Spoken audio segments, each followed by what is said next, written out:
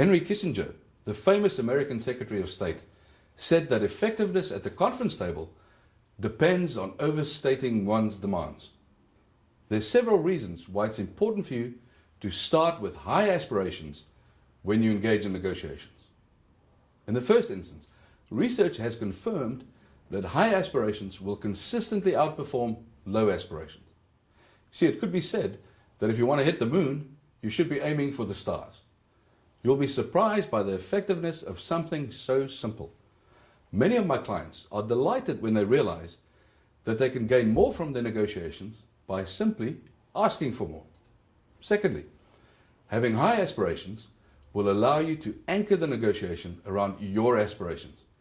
It is far better anchoring negotiations around your aspirational level rather than your minimum acceptable level. Having high aspirations convey confidence and serves to underline the quality of your suggestions.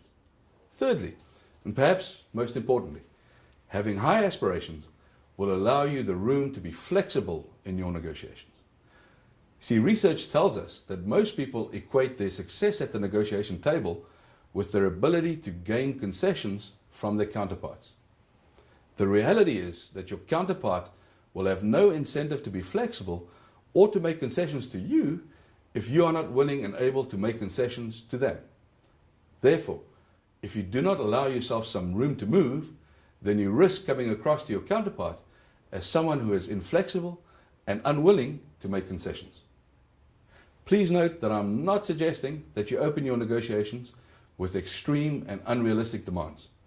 Your opening offer should reflect a level that's realistic and that you're able to justify using a solid, factual argument. It can be a high risk using extreme demands, as your counterpart may well decide not to negotiate with you at all. I once worked with a large organization who used an approach of the price we ask for is the price we sell at. As they are a well-established company in the US, most of their clients have come to know them as the kind of organization that has a conservative approach to business, and they've learned to live with this approach.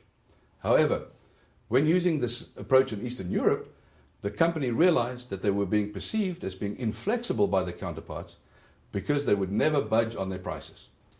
You see, in Eastern European business culture, this approach was not acceptable, and they found it exceedingly difficult to conclude agreements in this marketplace. The simple remedy was for them to ask for a little bit more than their standard prices so that they could allow clients the opportunity to negotiate with them and to gain some concessions from them. This approach proved to be very successful for them. Of course, keep in mind that 9 out of 10 times your counterpart's first offer will be their aspirational goal, not their minimum expected outcome. This means that you should never accept any first offer that is made.